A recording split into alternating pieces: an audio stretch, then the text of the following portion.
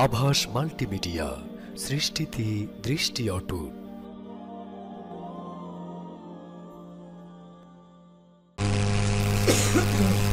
দারুত তাওহীদ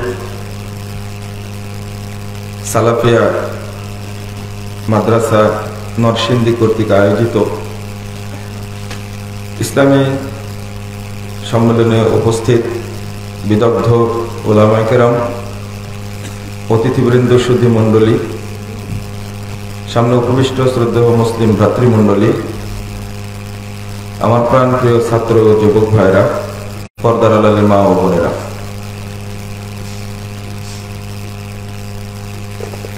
আলহামদুলিল্লাহ আপনারা অনেক সময় থেকে ধৈর্য ধারণ করে আলোচনা শুনছেন। এখন আর আমার আলোচনা শুনতে তেমন ভালো লাগবে না। গতবারও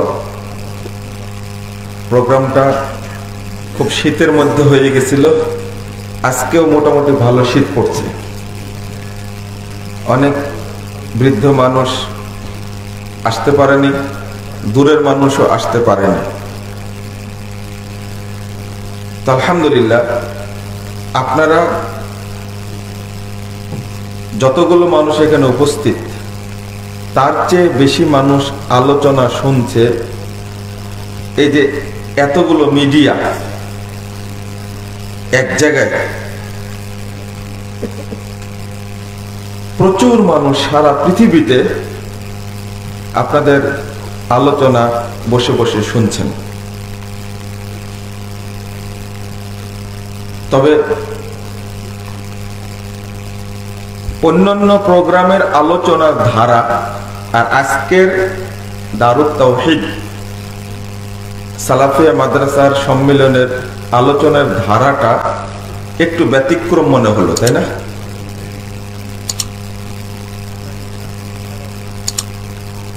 আপনাদের ব্যতিক্রম কিছু আলোচনা শুনতে হবে।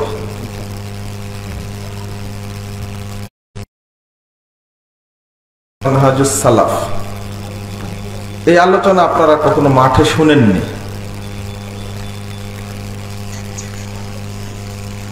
দ্বিতীয়ত, এর আগে আলোচনা করলেন আপনাদের সামনে, আসলে আলোচনা শোনার ধারণ ক্ষমতাও শ্রোতার লাগবে, তাই না? আকীদার বিষয়গুলো আমরা বুঝি না, পার্থক্য করতে পারি না, আর এইগুলো সূক্ষ্ম বিষয় বলে আলেমরা আলোচনা করে ফুটিয়ে তুলতে পারেন না। আলেমরাই ফুটাতে পারে না, শ্রোতারা শুনবে কিভাবে, বুঝবে কি করে? শ্রোতারা তো আরো একেবারে ইলমের ক্ষেত্রে খুব নিম্ন স্তরের অবস্থান করছে। এই আলোচনাটা আবার তাওহীদ যারা বুঝে তাদের কাছে করলে অন্তত 50% বুঝবে। হ্যাঁ, এটাই হোক, আপনারা বুঝেন। ধরে নিলাম যারা উপস্থিত আর অনুপস্থিত যারা মাতুরিদি, আশআরি, মুতাজিলি এই মতবাদ সম্পর্কে যারা শুনছেন আলোচনা, তাদের মধ্যে যদি 5 লাখে 5 জন মানুষ বুঝতে পারে, তবুও আজকের আলোচনাটা সফল, আলহামদুলিল্লাহ।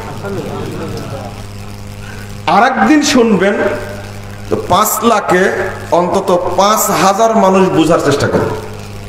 এটা হলো বরকত।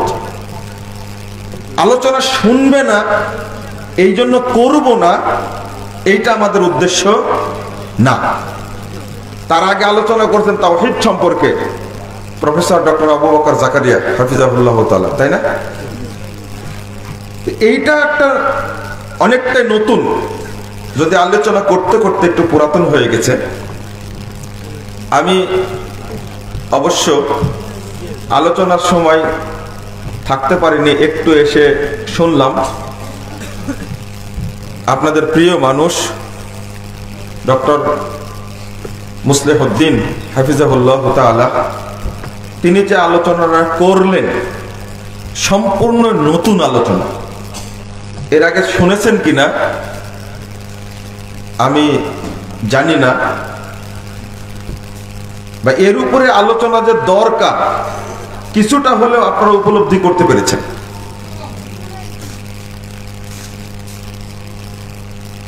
দুঃখজনক হলো এই আলোচনাগুলো এখন নিয়ে আসতে হচ্ছে কেন? কারণ আমরা বিভ্রান্তির যুগের মধ্যে আছি, এখন চরম বিভ্রান্তির মধ্যে আছি।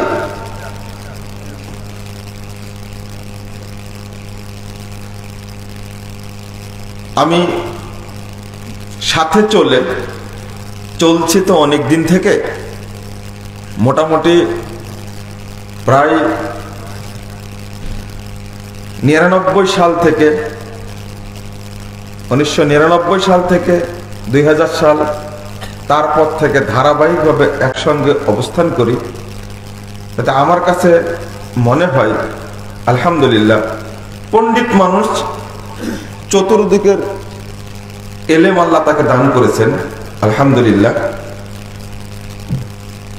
যখন যে বিষয় উপস্থাপন করা হয় তার সামনে, তিনি সেটা তার আলোকে ওইভাবে উপস্থাপন করেন। আকীদার বিষয়ে আলোচনা করলে মনে হয় আকীদার সাবজেক্টই পড়েছেন, আর কোনো সাবজেক্ট জানা নাই। আবার যদি তাকে উসুলের কথা বলা হয়, দারুল হুদা ইসলামী কমপ্লেক্স রাজশাহী, আলহামদুলিল্লাহ এত বড় মানুষ, এরপর সেখানে বসে তিনি দার্স দেন। আমার কষ্ট লাগে। পড়ান কি? ওখানে উসুল পড়ান। উসুলের যখন আলোচনা করে তখন মনে হয় যে উসুলেরই ছাত্র, আকীদা জানেন না। আবার যখন তাফসির পড়ান তখন মনে হয় যে আসলে তাফসিরেরই ছাত্র, তাফসির ছাড়া। আবার যখন বুখারীর দার্স দেন তখন মনে হয় যে আসলে একজন মুহাদ্দিস, আসলে হাদিসেরই ছাত্র। আমি এখন পর্যন্ত আমি বুঝতে পারিনি যে ওনার এলেমটা কোন দিকে বেশি, আমি নিজে বুঝতে পারিনি। আবার কাজী নজরুলের কবিতা কি আছে কোন জায়গায়, ঠিকই লাগাই দিবে ওই জায়গায়। রবি ঠাকুরের কবিতা কোন জায়গায় আছে, ঠিকই লাগাই দিবে ওই জায়গায়। ইকবালের কবিতা কোন জায়গায় আছে, ওই জায়গায় লাগাই দিবে। যারা তার সাথে চলে তারা যে বিষয়টা বুঝে, কোনোটাই মনে রাখা যায় না। মনে করছে এটা মনে রাখবো, আর একটা শুনলে ওটা ভুলে যাবে। এই ধরনের পণ্ডিত মানুষের আলোচনা শোনার জন্য মনোযোগও লাগবে, আবার ধারণ ক্ষমতা লাগবে। তো আপনাদের এখন টার্গেটে থাকতে হবে যে এই আলোচনাগুলো বেশি শুনতে হবে। এখন ইতিপূর্বে আমার কিছু বক্তব্য হয়তো শুনেছেন, আমি যুবকদেরকে বলি যে প্রথম বেশি শুনতে হবে এখন মানহাজের আলোচনা। কিসের? মানহাজের আলোচনা। অর্থাৎ মানহাজ বলতে মানহাজুস সালাফ। দ্বিতীয় বলি আকীদা এবং তাওহীদের আলোচনা বেশি শুনতে হবে। তৃতীয় বলি, বিশেষ করে ছাত্রদের বলি যে উসুলুদ্দিন, দ্বীনের মূলনীতি, উসুলুল হাদিস, হাদিসের মূলনীতি, উসুলুল ফিকহ, ফিকহের মূলনীতি, উসুলুত তাফসির, তাফসিরের মূলনীতি।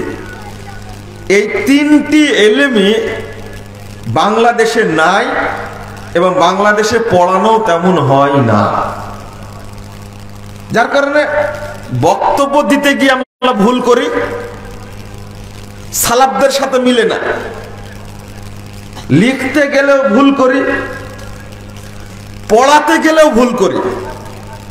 আমার উসুল জানা নাই যেহেতু, হাদিস পড়াতে গেলে ভুল হবেই। দেখলেন আলোচনা শুনলেন, আপনারা তো এখনো পার্থক্য করতে পারেননি যে আশারি কারা আর মাতরুদি কারা আর মুতাজিলি কারা? আমার অনুযায়ী বলছি, আমার মনে হয় পার্থক্য করেন না।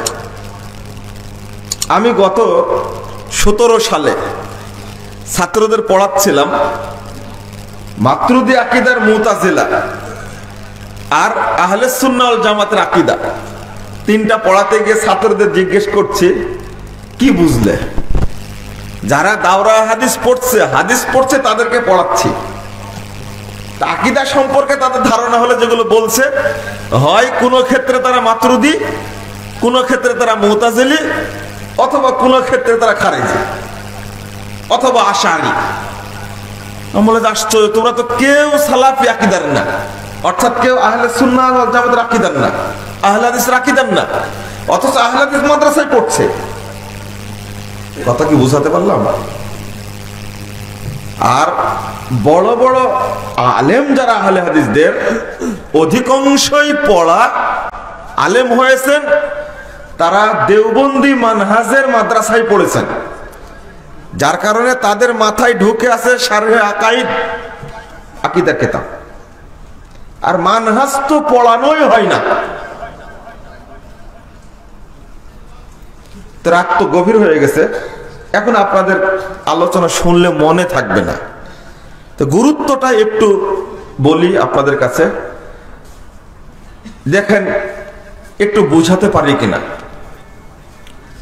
মানহাজুস সালাফ, একটু কথাটা বলেন তো সবাই, আবার বলেন মানহাজুস সালাফ। আগে বলেন মানহাজ, মাযহাব না রে ভাই, মানহাজ। আমি বললাম যে আমি নিরাশ না। কেন বললাম? আমি নিজে আকীদার উপরে বক্তব্য দিলাম মসজিদে, দিয়ে আমি ইমাম সাহেবের কামরায় বসে আছি। তো মানুষ মসজিদ থেকে বেরিয়ে যাচ্ছে আর বলছে, এতদিন আলোচনা শুনেছি যে আকিকা 7ম দিনে করতে হয়, ছেলে হলে 2টা ছাগল, মেয়ে হলে 1টা, নাম রাখতে হয়, চুল কাটতে হয়। এই আকিকার উপরে এতক্ষণ বক্তব্য দিল, তো এগুলো কিছুই বললো না। আসলে বক্তব্য দিছি কিসের উপরে? হ্যাঁ, আকিকা, আকীদা। কিন্তু মুসল্লিরা সব শুনেছে আলোচনা কিসের? আকিকা। এইটা বলছি আরো 5-7 বছর 8 বছর আগের কথা বলছি, কিন্তু এখন তো আলহামদুলিল্লাহ আকীদা শব্দটা বুঝে নাকি? বুঝে না এখন? আলহামদুলিল্লাহ বুঝে। তো আরেকটা বলে যে এখন এক বৈঠকে আমি আলোচনা করলাম আধা ঘন্টা মানহাজের উপরে। কিসের উপরে? মানহাজের উপরে। একজন, আমি দাঁড়ায় আছি, পিছনে আলোচনা করছেন, আমরা তো মাযহাব মানি না, তো এতক্ষণ কি আলোচনা করলো? ওনার দাবিও ঠিক আছে, আমরা কি মাযহাব মানি? আমরা তো লা মাযহাবী। ওনার দাবি হলো এই, আমরা যেহেতু মাযহাব মানি না, তে মাযহাব নিয়ে এতক্ষণ আলোচনা করে সময় নষ্ট করলেন কেন? এতদিন কি মুজাফফর বিন মুহসিন কি মাযহাবী হয়ে গেল নাকি? আর এক বিপদ একটা। আসলে কি বলছি? মানহাজ। আবার বলেন মানহাজ। সহি আকীদা, এই ভাষাটা আল্লাহর ওয়াস্তে এখন বলবেন না। কি বলবেন? সহি মানহাজ। মনে থাকবে? সহি আকীদা বললে আকীদাই শুধু সহি হলো, আর মানহাজ যদি সহি বলি তাহলে আকীদা, আমল, আখলাক, ইবাদত সব কিছুই সহি হতে হবে, তবেই কি সে তবেই সে সালাফি, তবেই সে আহলে হাদিস। এই জন্য দেখেন না, আহলে হাদিস নাম আমরা বলি, এই জন্য বাকি আহলে হাদিস ছাড়া যারা আছে সবার কাছে এই নামটা মানে আগুনের মতো লাগে, সহ্য করতে পারে না। প্রত্যেকে কিন্তু দাবি করে যে আমি তো সহি আকীদার লোক, দাবি করে না? আচ্ছা, মাজার যে পূজা করে, সেজদা দেয়, এই যে কিছুদিন আগে এক মুশরিক মারা গেল না, এক শয়তান মারা গেল, ওর ভুঁড়ি মোটা এই বদ যেটা, এর কি বলবো আপনাকে, এর মুরিদরাও তো বলে আমরা সহি আকীদা। সহি আকীদা তুই মুখ দিয়ে বলতে পারবা, কিন্তু আহলে হাদিস বলতে পারবা না, সালাফি বলতে পারবা না তোমরা। মানে সালাফি বললে তোমার সব কিছুই সালাফদের আলোকে হতে হবে, কিন্তু তুমি সালাফি বলতে পারবা না। সহি আকীদা এতটুকু বলতে পারবা, আহলে হাদিস বলতে পারবা না তুমি। তাহলে পার্থক্য আছে না? বলেন সালাফ, সালাফ, সালাফ কারা? সংক্ষেপে শুনে নেন। রাসূল সাল্লাল্লাহু আলাইহি ওয়াসাল্লামের যুগ, সাহাবীদের যুগ, তাবেঈদের যুগ, তাবেঈদের, এই তিন যুগের মানুষকে কি বলা হয়? সালাফ। কি বলা হয়? 2652 নম্বর হাদিস, আল্লাহ রাসূল সাল্লাল্লাহু আলাইহি ওয়াসাল্লাম বলছেন সহিহ বুখারীর, খায়রুন নাসি করনি সুম্মাল্লাযিনা ইয়ালুনাহুম সুম্মাল্লাযিনা ইয়ালুনাহুম। কোন বর্ণনা আসছে সুম্মাল্লাযিনা ইয়ালুনাহুম, সবচেয়ে উত্তম মানুষ হলো আমার যুগের, তারপরের যুগের, তারপরের যুগের, তারপরের যুগের। তাহলে কোন যুগ হলো? রাসূল সাল্লাল্লাহু আলাইহি ওয়াসাল্লামের যুগ, তারপর বলেন সাহাবীদের যুগ, তারপরে তাবেঈদের যুগ, তারপরে তাবেঈদের যুগ। এই তিন যুগের মানুষ হলো শ্রেষ্ঠ, আর তাদেরকে বলা হয় সালাফ। মনে থাকবে, তাদের কি বলা হয়? সালাফ। সালাফ শব্দের অর্থ হলো পূর্ববর্তী, অগ্রগামী। কি? এটা কোরআনেও আসছে, আবার হাদিসেও আসছে। কোরআনে আসছে সূরা নেসা 22 এবং 23 নম্বর আয়াত, সালাফ শব্দ বুঝাইছে পূর্ববর্তী। হাদিসে আসছে, সহিহ বুখারীর মধ্যে এসেছে,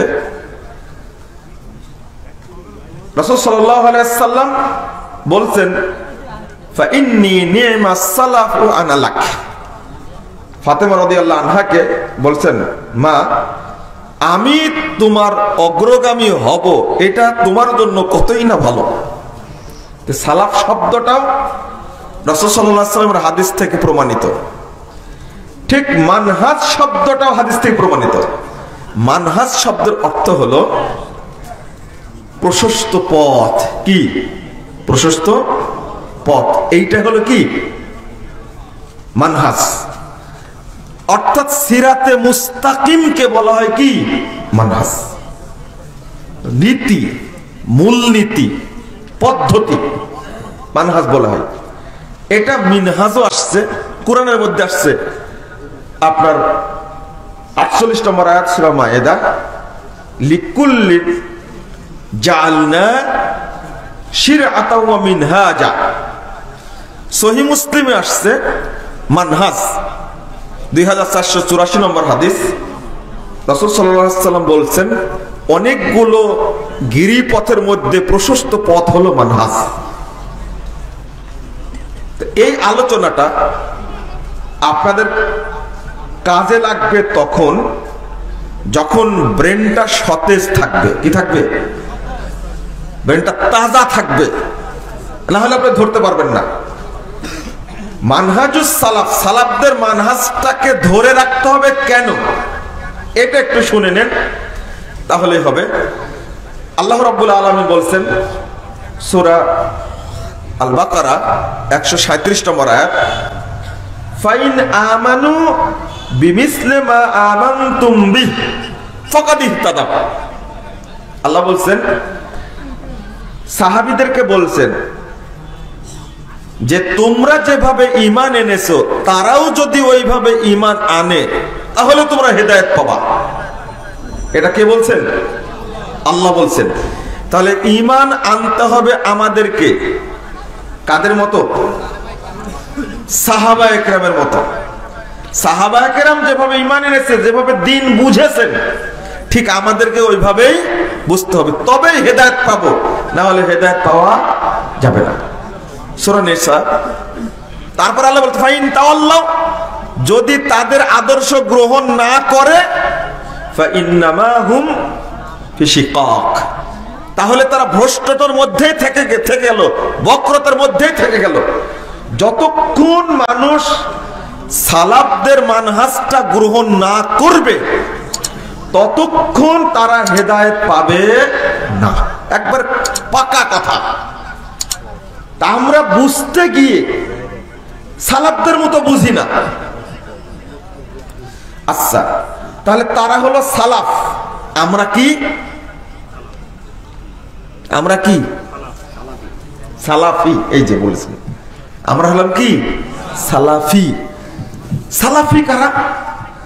যারা ওই চার অর্থাৎ তিন যুগের স্বর্ণ যুগের মানুষদের অনুসরণ করে সর্বক্ষেত্রে, আকীদার ক্ষেত্রে, আমলের ক্ষেত্রে, ইবাদতের ক্ষেত্রে, আখলাকের ক্ষেত্রে, রাজনীতির ক্ষেত্রে, সমাজনীতির ক্ষেত্রে, অর্থনীতির ক্ষেত্রে, সব ক্ষেত্রে যারা সালাফদের অনুসরণ করে তারা হলো কি? সালাফি।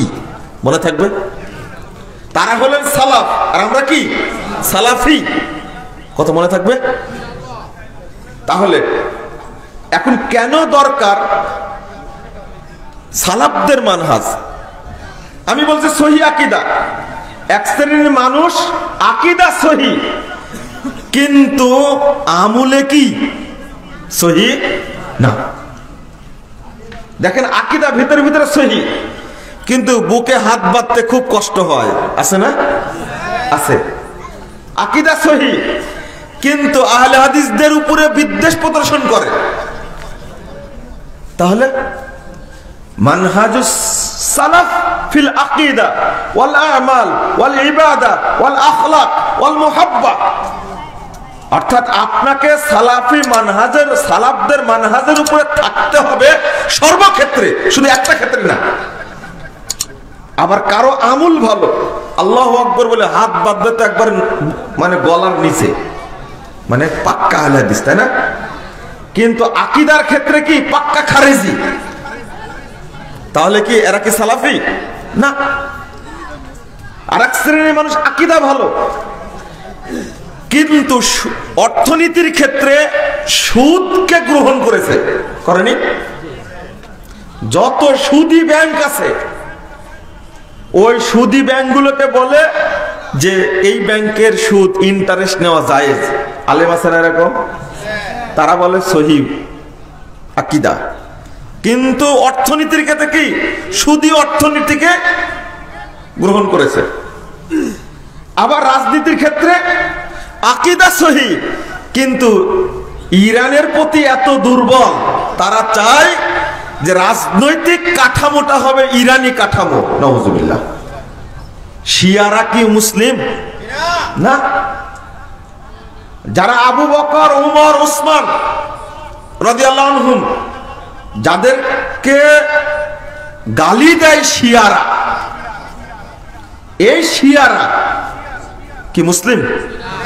না। মা আয়েশাকে গালি দেয়, তারা কি মুসলিম? না। তো খমিনির রাজনৈতিক দর্শন আমাকে গ্রহণ করতে হবে। যদি আপনি শিয়াদের দর্শন গ্রহণ করেন তবে আপনি দ্বীন ইসলামকে অপমান করলেন, কুরআনকে অপমান করলেন। তারা উসমান রাদিয়াল্লাহু আনহুর উপর অপবাদ দিয়েছে। উসমান, ওমর, আবু বকর রাদিয়াল্লাহু আনহুম, এই তিনজন ব্যক্তি, তিনজনকে শ্রেষ্ঠ মানুষ, তিনজনকে তারা কাফের বলে। আস্তাগফিরুল্লাহ। কারণ এবং তাদের হাতে যারা বায়াত করেছে সাহাবীরা সবাই কাফের। বলুন, আপনি শিয়াদের, খমিনির এই রাজনীতি যারা কাফের, আস্তাগফিরুল্লাহ, সাহাবীদেরকে যারা এইভাবে কাফের বলে, তারা কি মুসলিম থাকে? না, তারা কি হয়ে যাবে? শেখ বিন বাজ রাহিমাহুল্লাহ সরাসরি ফতোয়া দিয়েছে, যারা বাতেনিয়া, বর্তমানে যারা শিয়া খমিনীপন্থী, তারা কাফের। এটা আমার অন্য আলোচনায় আছে, একবারে আরবি পড়ে ফতোয়া বলে দিয়েছি। আপনি সহি আকীদার বলে দাবিদার, কিন্তু খমিনীর রাজনীতিকে বিশ্বাস করেন। ইরান তো একটা পতিতালয়। আবার কি রাষ্ট্রীয় কাঠামোর ক্ষেত্রে ডেমোক্রেসি, গণতন্ত্রে বিশ্বাসী আছে না? মুখে বলছে সহি আকীদা, কিন্তু অর্থনীতির ক্ষেত্রে কি মানহাজ ঠিক না, রাজনীতির ক্ষেত্রে মানহাজ ঠিক না, রাষ্ট্রনীতির ক্ষেত্রে মানহাজ ঠিক না। আর একটা আছে সালাফি, একবার পিছলানো সালাফি, বুঝলেন তো কি সালাফি? পিছলানো, যেখানে যেমন কথা সেখানে ওই রকম মারে, আছে না?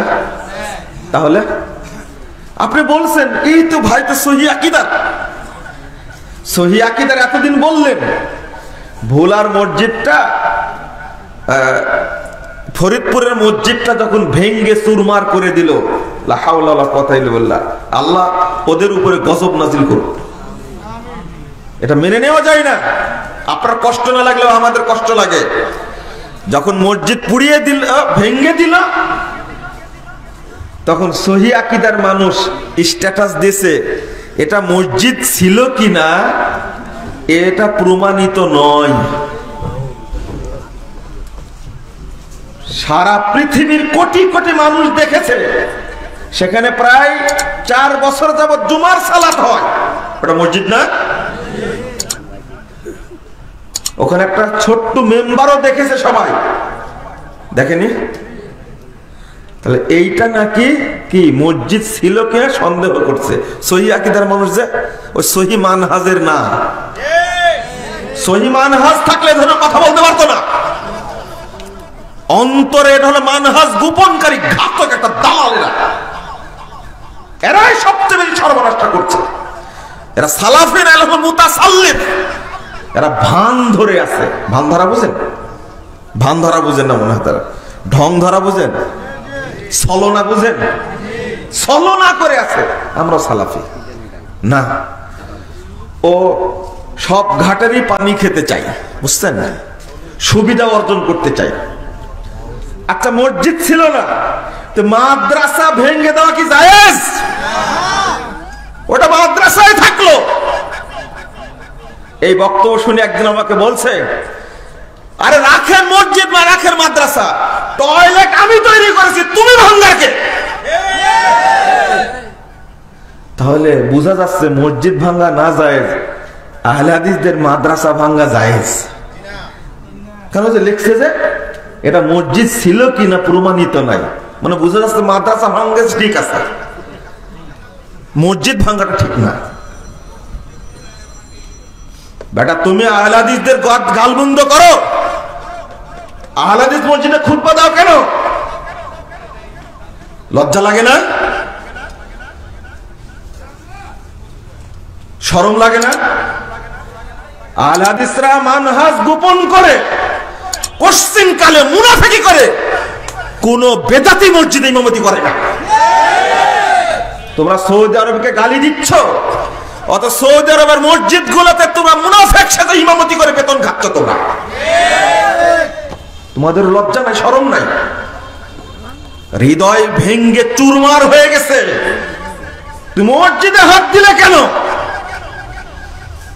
এরা হলো কি সালাফি? পিছলানো সালাফি, এটা মুতাসাল্লিফ, ঢং ধরা। এরাই আপনার আমার সমাজের ক্ষতিটা বেশি করছে, আর আমরা মারি দিচ্ছি কি? এরা হলো সহি আকীদা। এই সহি আকীদা বলেই তো সর্বনাশটা করেছেন, তাই না? বলুন সহি মানহাজ কিনা তা। এখন থেকে বলবেন মানহাজ সহি কিনা, আগে দেখে নেবেন। মানহাজ সহি না, দরকার নাই। এক দেশে আলোচনা করতে গেলাম, তো প্রথম বলেছে যে আমরা জানি আগে তিনি সালাফি মানহাজের কিনা, তার মানহাজ সহি আছে কিনা। আমার ক্ষেত্রে 1 সপ্তাহ প্রোগ্রাম বন্ধ রেখে পরে আমার সম্পর্কে ডাটা সব তথ্য নেওয়ার পরে তারপরে প্রোগ্রামের অনুমতি দিয়েছে। বাংলাদেশে না, অন্য দেশে। আমার মানহাজ যাচাই করে আমার 14 পুরুষ আহলে হাদিস, আলহামদুলিল্লাহ। আমি কোনদিনই কোন হানাফি উস্তাদের কাছে পড়িনি, কোন হানাফি মাদ্রাসায় পড়িনি, কোন হানাফি সংগঠন করিনি, আমার সব পড়াশোনা আহলে হাদিস উস্তাদদের কাছে, আহলে হাদিস মাদ্রাসায় আমি বক্তব্য দিই, লেখি, এরপরেও তারা আমার মানহাজ কি যাচাই করতে চেয়েছে। আমি তাদেরকে প্রথম ধন্যবাদ দিয়েছি, আমার বক্তব্য বন্ধ থাক, তবে তোমরা যাচাই করা শিখেছো, এই জন্য তোমাদেরকে বলছি জাযাকুমুল্লাহ খাইরান। আমার বক্তব্য দরকার নাই, যাচাই করা শিখছো, এটাই আমার জন্য আনন্দ। যেদিন তোমরা বুঝবা সেই দিন আমার আলোচনার সুযোগ হবে। আমার মানহাজের ত্রুটি থাকলেও তোমরা আমাকে বাদ দিয়ে দিবে, আলহামদুলিল্লাহ, খুব ভালো, দরকার নেই। ওই যে ডক্টর সাহেব বলে গেলেন, মুসলিউদ্দিন সাহেব বলে গেলেন যে আমাকে একজন নাকি জিন্দিক বলেছে। আচ্ছা, জিন্দিক হলো, তাও তো এই জিন্দিকদের একটা মুসলিমদের কাতারে রাখছে আলোচনা করতে গিয়ে। কিন্তু তুমি যে কাজ করে আমার জিন্দিক বললা, তুমি তো আর মুসলিম নাই, তুমি তো ইহুদি হয়ে গেছো। কারণ আমার দুই সাইডের বক্তব্য কেটে মাঝখানে দিয়েছে। আমি একটানে নামটা বলেছি, আবু বকর, ওমর, ওসমান, আলী নামের একসঙ্গে বলে পরে যে রাদিয়াল্লাহু আনহু বলেছি, আগেও রাদিয়াল্লাহু আনহু বলেছি, কত বক্তব্য আছে না, বক্তব্যের গতিতে বলেছি রাদিয়াল্লাহু আনহুম। কিন্তু এই রাদিয়াল্লাহু আনহুম কথাটা বলিনি, সাহাবীদের প্রতি সম্মান দেখাইনি, এজন্য আমি কি হয়ে গেছি, জিন্দিক হয়ে গেছি। এবার শোনেন, তুমি যে জাতিকে বুঝাতে গিয়ে আমাকে জিন্দিক বললে, কিন্তু যে বক্তব্য কাটার স্বভাবটা জিন্দিকদের না, তো এটা কাদের স্বভাব? চোর না, এটা হলো ইহুদিদের স্বভাব, খ্রিস্টানদের স্বভাব। এক নম্বর, যদি আমি জিন্দিক না হই তাহলে তুমি জিন্দিক, এতে কোনো সন্দেহ নাই। এই জন্য স্পষ্ট আকীদা না জেনে কারো প্রতি আমি লকব লাগাই না, অন্তত আমি মুজাফফর লাগাই না, কারো কথা শুনে বলি না। আমি কাউকে মুশরিক বলি, ও মুশরিক কাফের কেন বলি? তার আকীদা সম্পর্কে আমার স্পষ্ট ধারণা, দলিল আছে। কিছুক্ষণ আগে বললাম না ভুড়িয়ালার কথা, যে ফাতেমা রাদিয়াল্লাহু আনহা আল্লাহর রাসূলের মেয়ে, জান্নাতের মর্যাদাবান মহিলা, তার সম্পর্কে যে কটূক্তি করেছে আমি সহ্য করতে পারি না। ওকে আমি মুশরিক বলবো না তো কি বলবো? সমস্যা আছে বলতে? সরাসরি ডাইরেক্ট বক্তব্য। আমি কি আস্তাগফিরুল্লাহ, নাউজুবিল্লাহ, এই কথা বলতেও খারাপ লাগে। মানে ফাতেমার সাথে আমার বিয়ে হয়েছে, আমি ফাতেমার জামাই, আমি তাকে জড়িয়ে ধরলাম, তওবা তওবা, নাউজুবিল্লাহ। ওকে মুসলিম কি? কাদিয়ানীদের কাফের বলতে আপত্তি আছে? আরে আমি ওকে কাফের না বললে তো নিজেই কাফের হয়ে যাব, বলবো না কেন?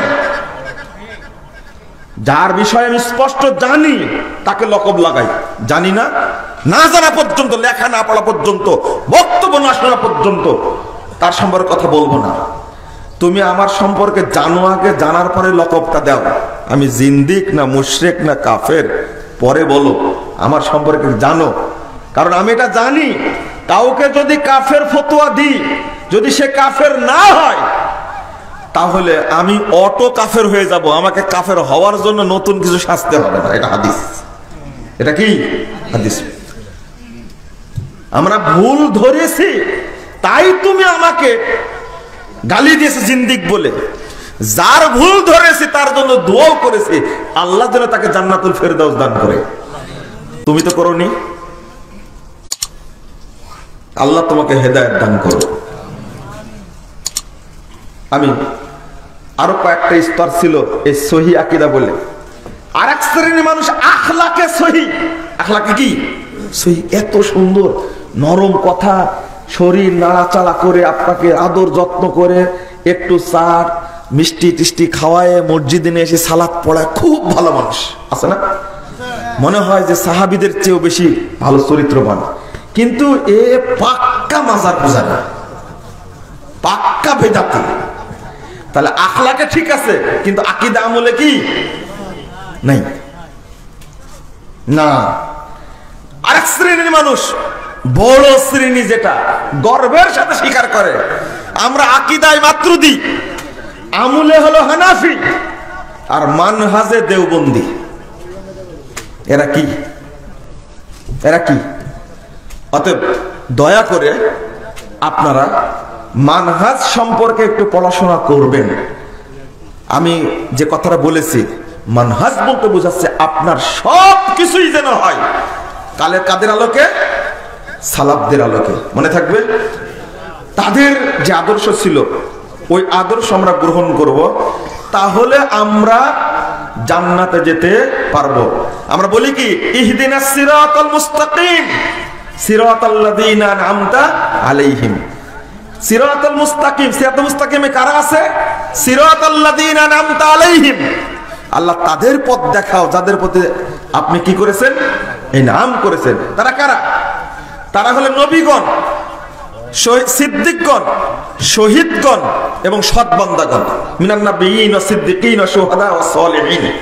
তাহলে তাদের পথে যদি আমরা চলি, তাহলে আল্লাহ আমাদেরকে হেদায়েত দান করবেন। এটা হলো আসল কথা। আপনারা বক্তব্যটা শুনে নেবেন। কয়েকটা বক্তব্য আছে মানহাজুস সালাফের উপরে, তো আমি বক্তব্য এখানে শেষ করছি। শেষ করার আগে দুইটা কথা।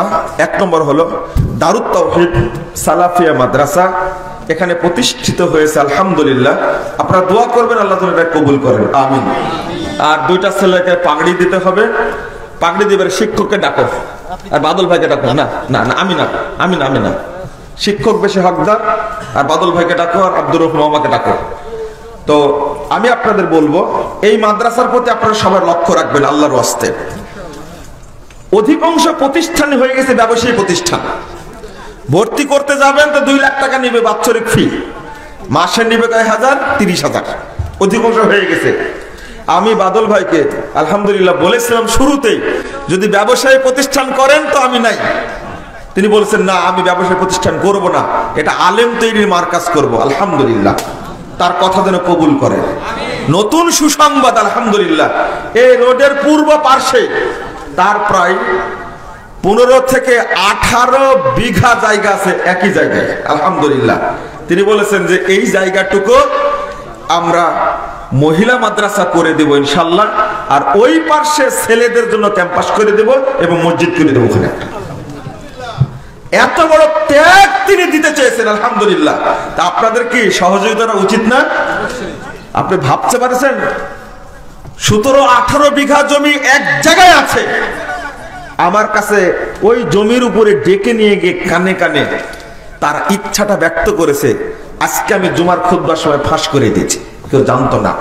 তার এই আশাটা কবুল করে আল্লাহ যেন, এবং তার আশা হলো আমি এর বিনিময়ে আল্লাহর কাছে জান্নাতুল ফেরদাউস চাই, আল্লাহ যেন কবুল করে। তার সাথে আমাদেরকে যেন আল্লাহ কবুল করে নেন, আমিন ইয়া রাব্বাল আলামিন। আপনাদের অনুরোধ করছে যে আপনারা আল্লাহর ওয়াস্তে এই প্রতিষ্ঠানের জন্য দোয়া করবেন অবশ্যই। অনেকগুলো প্রতিষ্ঠান হচ্ছে এখন, অনেকগুলো মসজিদ হচ্ছে, আলহামদুলিল্লাহ। কিন্তু আলেম তৈরি করার মার্কাজ হওয়াটা খুব কঠিন হয়ে যাচ্ছে। আল্লাহ যেন এটা আলেম তৈরি করার মার্কাজ হিসাবে কবুল করে নেন, আমিন ইয়া রাব্বাল আলামিন। আর আপনাদের জন্য দাওয়াত থাকলো, এটা একটা প্রোগ্রাম তো হলোই। আমাদের রাজশাহী দারুল হুদা ইসলামিক কমপ্লেক্সের প্রোগ্রাম 20 ফেব্রুয়ারি, সেখানে আপনারা যাওয়ার চেষ্টা করবেন শনিবার পরে। আল্লাহ যেন আমাদের তৌফিক দান করে, আল্লাহুম্মা আমিন। আর কই ছেলেগুলো নিয়ে শোনো, আপনারা একটু বসেন, ছেলেদের 2জন ছেলে হেফজ শেষ করেছে আলহামদুলিল্লাহ দারুত তাওহীদ থেকে, তাদেরকে পাগড়ি দিবে। কই শিক্ষক কই?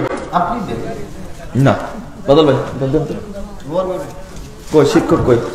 একটু থামেন জাযাকুমুল্লাহ খাইর। কই 2জনকে 2জন পড়া দেন। হ্যাঁ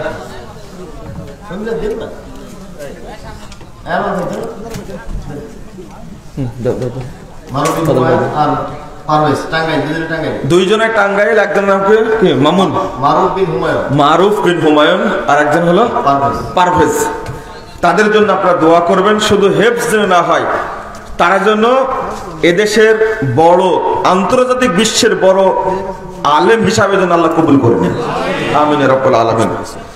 আল্লাহ যেন তাদের উপরে রহম করে তারা অনেক পরিশ্রম। একটা পারা পড়াটা অত সহজ না, একটা পৃষ্ঠা মুখস্থ হওয়া অত সহজ না। আপনার তো সূরা কাউসারটাই মুখস্থ হয় না। এই একটা ছেলের বুকে 30 পারা কুরআন আছে। আমার এক ছোট ভাই মুকাররম যখন ছোট ছিল, ও মাত্র 15 কি 16 মাসে হাফেজ হয়েছে। হাফেজ হওয়ার পর হাফ প্যান্ট পরে ঘুরে বেড়াতে বাড়িতে এসে, ছোট ছিল তো। একে হেফজটা ঠিক রাখার জন্য আমি যেভাবে মারপিট করেছি, আলহামদুলিল্লাহ তার হেফজটা এখনো ঠিক আছে আলহামদুলিল্লাহ। এদের ইয়াদ যেন ঠিক থাকে, মানে মুখস্থ যেন ঠিক থাকে, পুরো কোরআনটা যেন মৃত্যু পর্যন্ত মুখস্থ রাখতে পারে, এই জন্য দোয়া করবেন তাদের জন্য। আল্লাহ যেন কবুল করে, আমিও দোয়া করছি আল্লাহ যেন এদেরকে আলেম হিসাবে কবুল করে। বারাকাল্লাহ ফিক।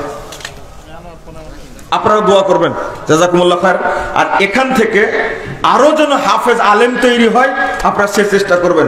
পরিবারের সবচেয়ে ভালো সন্তান যেটা, সেটা মাদ্রাসায় দিবেন ইনশাআল্লাহ। আল্লাহ তুমি কবুল করো, আমিন।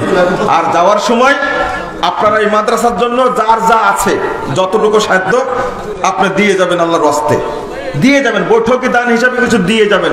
আগে তো মনে হয় চাইনি কেউ, আপনারা কিছু দিয়ে যাবেন। একাই প্রতিষ্ঠান করতে হবে এমনটা না, আপনার টাকাটা বরকত থাকতে পারে। আর এই যে মাসিক আল ইখলাস, এটা আপনারা নিয়ে যাবেন। সবাইকে আমরা সবার জন্য নিয়ে আসছি, আপনারা নিয়ে যাবেন এবং প্রতি মাসে এটা নেওয়ার রাখার চেষ্টা করবেন। এর মধ্যে অনেক আর্টিকেল আছে যেগুলো আপনাদের পড়াটা খুব জরুরি। আচ্ছা, প্রশ্ন করেছেন আপনারা। প্রশ্নের ক্ষেত্রে আমি যেটা বলি, অনুরোধ করি আপনাদেরকে, আমরা যে একটা বই দিয়েছি আপনাদেরকে, প্রশ্নোত্তর আরকানুল ইসলাম, 1330টা প্রশ্ন তার মধ্যে আছে। 600 পৃষ্ঠার একটা বই, দলিল সহ জেনে নেবেন আপনারা। 1330টা প্রশ্ন আছে প্রশ্নোত্তরে আরকানুল ইসলাম বইটা।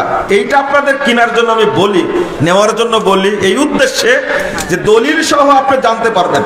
আর যত প্রশ্ন করেন সব ওই রিলেটিভ, হয় শিরিক, বেদাত, আকীদা, তাওহীদ, সালাত, সিয়াম, হজ, যাকাত, ওযু, গোসল, এইগুলো, এই প্রশ্নের উত্তরগুলো দেওয়া আছে ওর মধ্যে। একজন প্রশ্ন করেছেন, মহিলা প্যান্ডেল পশ্চিম পাশে থাকায় মহিলারা সামনে থেকে জুমা আদায় করেছেন, তাতে কি সালাতের ক্ষতি হয়েছে? না তো, যেহেতু তাদের জামাতটাই আলাদা, পৃথক জায়গায়, পিছনে থাক, সাইডে থাক, সামনে থাক, কোনো সমস্যা নেই। যদি একই জামাতে হতো তাহলে তাদেরকে পিছনে দাঁড়াতে হতো। কথা বোঝা গেছে? জায়গাটা যেহেতু পৃথক, এই মর্মেও ফতোয়াটা প্রশ্নোত্তর আরকানুল ইসলামের মধ্যে আছে। মাসিক আল ইখলাসের মধ্যে স্পষ্ট করে উল্লেখ করা আছে এইগুলো।